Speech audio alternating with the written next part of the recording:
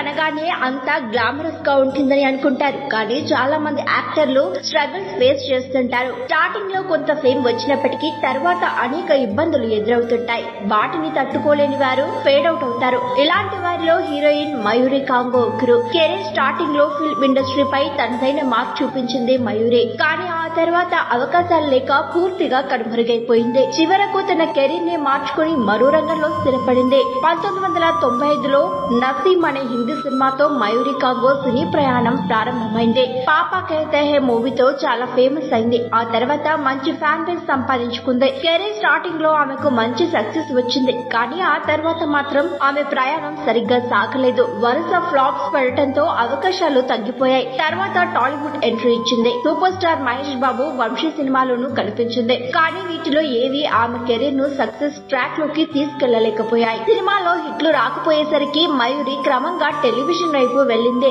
నర్గిస్, సోమా గంధోడి, ఖుషి, dollar బాబు, kitty party వంటి serials లో నటించింది. కానీ అవి కూడా ఆమెకు గుర్తింపును తీసుకురాలేదు. 1995 నుంచి 2008 వరకు మయూరి కేవలం 12 సినిమాల్లోనే నటించింది. వీటిలో ఒకటి రిలీజ్ కాలేదు. 1997లో ఒక మ్యూజిక్ ఆల్బమ్ లోనూ మెరిసింది. 2004 వరకు 10 సీరియల్స్ లో నటించింది. కానీ ఎన్ని ప్రయత్నాలు చేసినా కెరీర్ లో మాత్రం సక్సెస్ కాలేదు.